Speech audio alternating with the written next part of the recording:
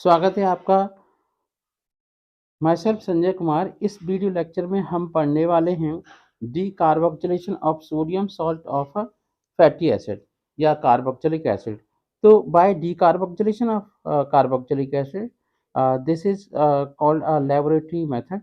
और हम देखते हैं कि when the sodium salt of a fatty acid is heated at 633 Kelvin with a soda lime mixture of sodium hydroxide and calcium oxide, a molecule of carbon dioxide is eliminated as a carbonate and an alkane is formed.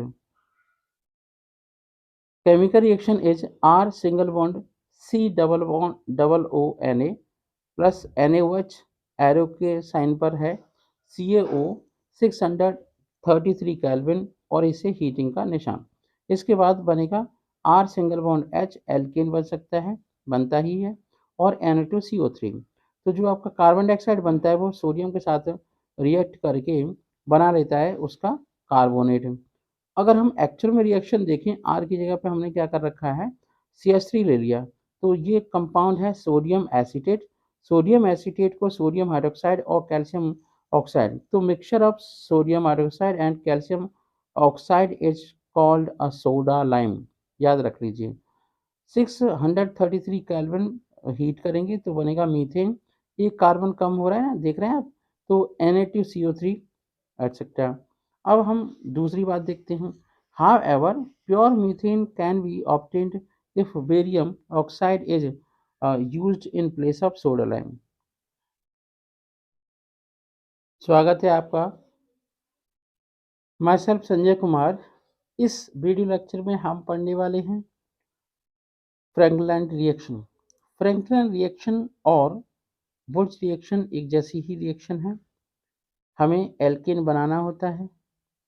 इस reaction में हम देखेंगे सबसे पहले theory definition कि क्या हो रहा है। चलिए देखते हैं। Booch and Franklin reaction. Booch and Franklin reactions are same and used to make or prepare alkanes in presence of ether, but the only difference between both reaction is that sodium metal dust used in Booch reaction and zinc metal dust is used in Franklin reaction. Note: Na and Zn metals are used as dust powder, मतलब powder की form में, form because dust has more surface area too. Note: dry ether is used as a solvent. अगर आपसे पूछा जाए dry ether हम क्यों use करते हैं, helps make free radical and it is taken in dry form so that sodium cannot react with moisture or water, because you know that sodium is more reactive.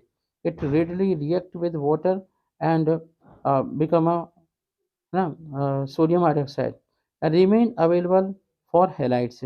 मतलब halide की close affinity होती है किसके साथ है, sodium के साथ। चलिए अब हम रिएक्शन देते हैं। फ्रेंडल रिएक्शन, क्लोरीन क्लोरीन दे रखा है, 1,3 डाइक्लोरोप्रोपेन है, उसे जिंक और मैग्नीशियम के साथ रिएक्शन कर रहे हैं तो बन रहा है आपका साइक्लिक साइक्लोप्रोपेन और जिंक क्लोराइड बाहर निकल रहा है। फ्रैक्शनल रिएक्शन में क्या है, ये दूसरी रिएक्शन ये आपका C2H5Br है, जिंक के साथ रिएक्शन हो रही है, तो C2H5 मतलब two molecule of ethyl bromide हमें लेने पड़ेंगे, तभी आपका ब्यूटेन का फॉर्मेशन होगा और बनेगा ZnBr2। This reaction is similar to बोर्ज रिएक्शन। ये बोर्ज रिएक्शन जैसी है। और बोर्ज रिएक्शन में हम देख रहे थे कि हम ड्राई सोडियम मेटल ले रहे हैं।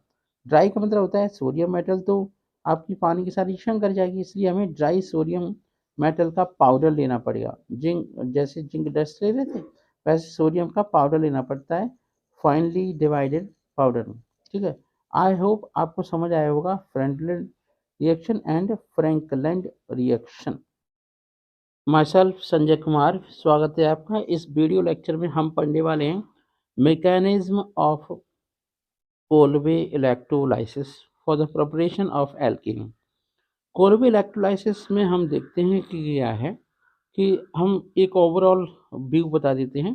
कोलवे इलेक्ट्रोलाइसिस में हमेशा सोडियम पोटेशियम के सॉल्ट लिए जाते हैं, उनसे एल्काइंस बनाए जाते हैं और एक कम कार्बन मिलता है, नया जो कंपाउंड बनता है उसमें। पहली बात। दूसरी बात ये है कि कोलवे इलेक्ट्रोलाइसिस से एल्काइन तो बना ही जा रहे हैं, पर इस वीडियो में हम केवल और केवल एल्केन के प्रिपरेशन को डिस्कस करेंगे।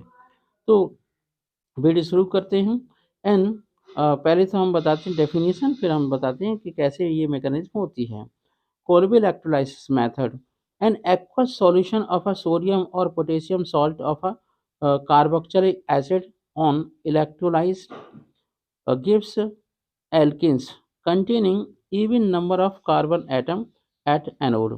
ये हमेशा एल्केन एनोड पर आती है, जैसे 2CH3COONA sodium acetate plus water 2H2O, और उसका इलेक्ट्रोलाइसिस करेंगे, बनेगा आपका ethane CH3 single bond CH3 plus 2CO2 plus H2 plus 2NaOH। ठीक है, मैकेनिज्म हम देखते हैं। सबसे पहले the reaction follows a free radical mechanism. अगर आपसे पूछा जाता है क्वेश्चन कि कोलवे इलेक्ट्रोलाइसिस कैसे होता है, फ्री रेडिकल मैकेनिज्म से होता है।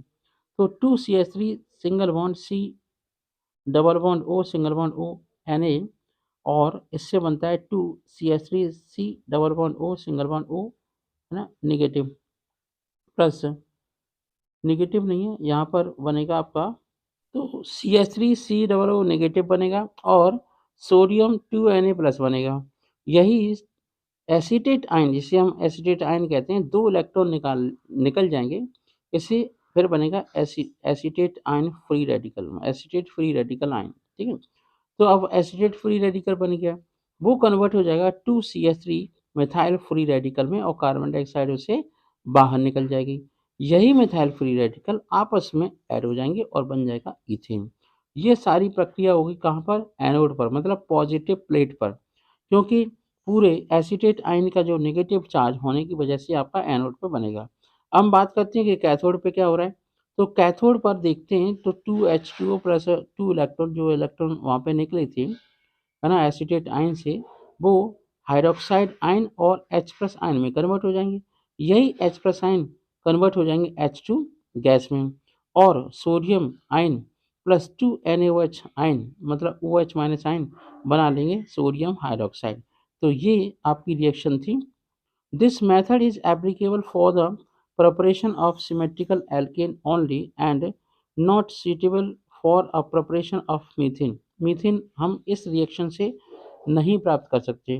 इन Kolbe's electrolysis electrolytic method, the alkane obtained is always a higher alkane due to the formation of a carbon-carbon single bond and